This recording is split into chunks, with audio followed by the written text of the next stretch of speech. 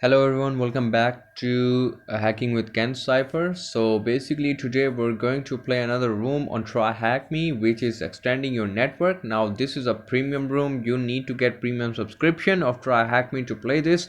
Now I'm giving it the walkthrough, and we're going to learn about some new technologies and use to extend network on out onto the internet and motivating for this. So most of the topics will be covered about the port forwarding and firewalls and stuff. So this is the pretty good room if you want to learn the basic of networking. So we're going to cover that one by one. Now on the task one, we have introduction to port forwarding. Now, port forwarding is an essential component in connecting applications and services to the internet. Without port forwarding, application services such as web server are only available to devices within the same direct network. Now, we know that a server itself cannot produce a network. A server itself don't have a public IP. Now, we know that, but these but the how we get to the server, by just putting our the website in our web browser, and how do we get that after the DNS stuff.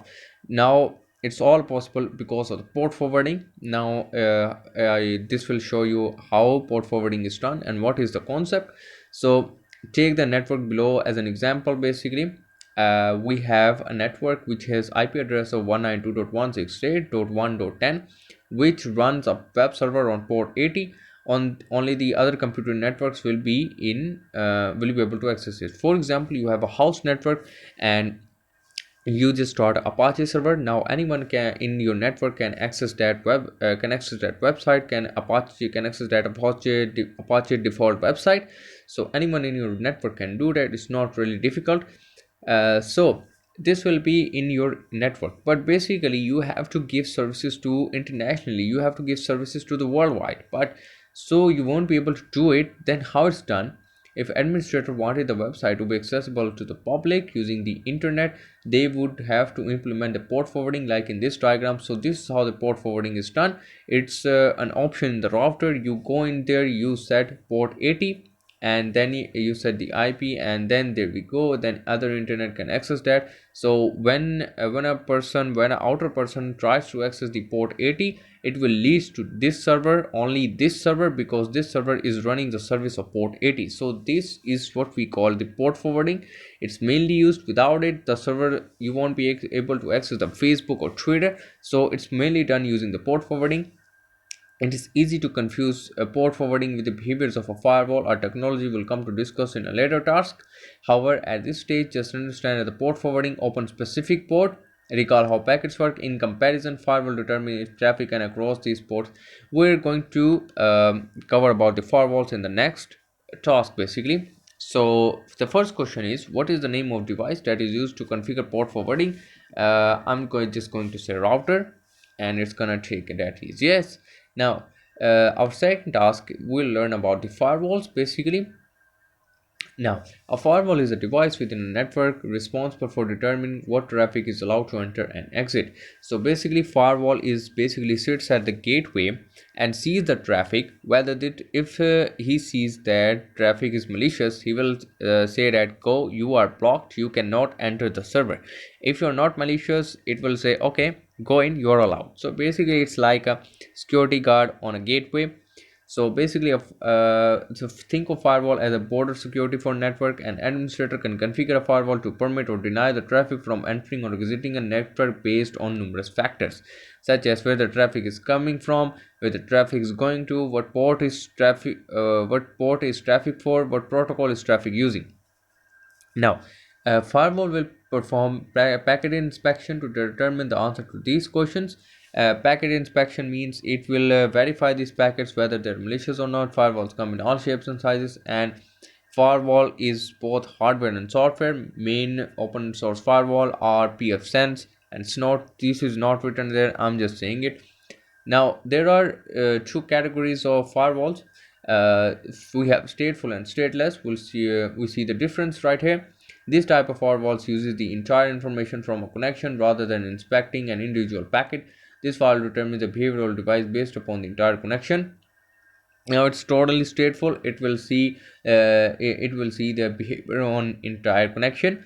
This firewall type consumes many resources in comparison to stateless firewall as the decision making dynamic. For example, a firewall could allow the first packet or TCP handshake that would later fail. If a connection from a host is bad, it will block the entire device. Now we have stateless. This firewall types uses a static set of rules to determine whether or not individual packets are acceptable or not. For example, a device sending a bad packet will not necessarily mean that the entire device is then blocked. Whilst these firewalls are much fewer resources than alternatives, they are much dumber. For example, this firewall only effective as the rules that are defined with them. This is all about rules, so we have types in them. What OSI load of firewalls do operate at? Now I have to see some stuff here. Basically, I think layer 3, layer 4.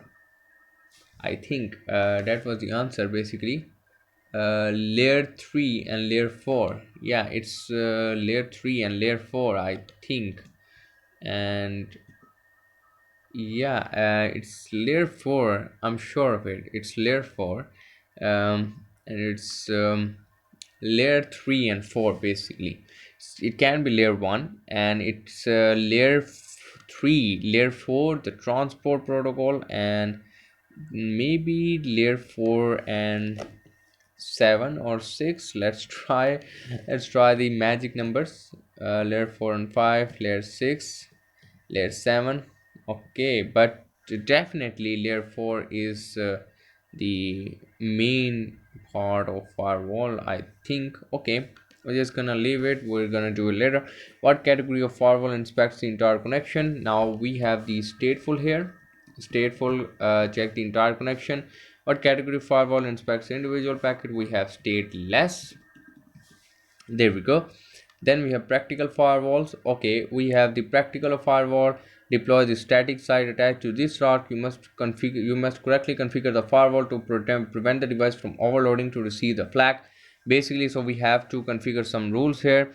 This is going to be a DDoS attack basically, so we have to do it fast. We can just restart it. Okay, the website at 203.0 is under attack. Quickly add some firewall rules to stop from crashing. The packets in red are from attacker machine. This is gonna be some difficult basically, and I don't think if I can do it very quickly. We have the web server, we're running low on time. So we have the source IP, which is 34, and we have the destination IP 203.1 add rule basically, and it's on port 80, I think. Wait, this is done. Yeah, yes, we did it. So this is how it's done. You have to select the specific port, you have to select that specific protocol, you have to select that specific IP, and you just did the incident response. Thank you. This was a DDoS attack, and you need to prevent it using the firewall rules or firewall configuration.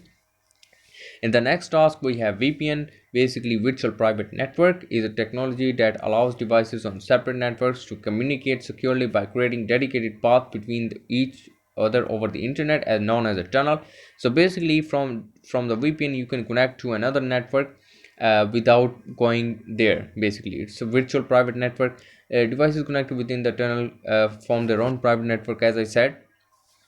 So basically, this is the best example of the VPN. Now this is your original network, and with the VPN, with the help of VPN, you can connect to this network. You can join this network with the help of VPN. So it's a virtual private network basically. And let's cover benefit of VPN. So you can view benefits of VPN later. Now we have VPN technologies, and this technology is used by PPTP, uh, VPN technology PPP, for to allow for authentication and provide encryption of data. A similar work to SSH. So basically, we have private key and public certificate. Then we have point-to-point tunneling protocol. It's technology that allow data from PPP to travel and leave the network. Then we have IPsec. IPsec encrypts data using the existing internet protocol framework. What VPN technology only encrypts and provide authentication of data? I think it's gonna be PPP. Okay, accept it. Okay, What VPN technology uses the IP framework? We have the IPsec here, and done. Now we have the LAN network devices. Basically it's covering what is router, what is switch. I already explained in my channel what are routers and switch. So basically we're gonna do explaining now too. It's a router job to connect networks and pass data between them. So router can let you connect with other networks, can let you access the other web servers, other servers. Basically routing is basically the main purpose of router. How will the data will travel? Okay, routing involves creating a path between the networks so this data can be successfully delivered. A router operates at layer 3 of a SI model. They often feature an interactive interface such as a website or console that allows an administrator to configure various rules such as port forwarding or firewalling. So routers can decide what path is the shortest, what path is more reliable, which path is the faster medium. Then we have switch. A switch is a dedicated network device responsible for providing the means of connecting to multiple devices. For example, you have organization, you have 64 computers and router has only 4 ports of Ethernet, but you have to connect that 64 computers. So that's when switch come in handy. Switch doesn't do anything, it just provide connectivity to all of the networks. It's just a medium for connectivity. Switch can operate at both layer 2 and 3 of a site model. It can operate both. It basically works on Mac. Basically IP has been, so this is the best structure. This, there we have router, there we have switch, and there is going to connectivity. No, it's not gonna affect any connectivity of any of the devices. Then we have VLAN technology, which makes switch very unique. It's VLAN, which local area network, allows specific device within a network that can be virtually split up. For example, if you want to separate boys class A computers from class B computer, just configure a VLAN and you will be set. The split means that they all benefit from such thing as integration but are treated separately. You can ping each other basically. So that is a virtual local area network. This is, for example, we have the sales department and then we have accounting department. You can just do VLANs and make them both separate networks so they can't in each other. What is the verb for the action that a router does? Basically it's routing. And what are two layers of switches? Basically layer 2 and layer 3. But what was that? Okay, layer 2, layer 3. Okay, done. So now we have the network simulator. Deploy a static website attached to this task and experiment with the network simulator. The simulator will break down each step packet needs to get from point A to point B. Try sending a TCP packet from computer 1 to computer 3. Okay, okay, we have to send a packet from computer 1 to computer 3. Okay, we have to determine the proper path basically, from computer 1 to computer 3 basically, and we have to send a packet type TCP data high and send packet. Okay, is it going? Okay, is it going? Yeah, it's going.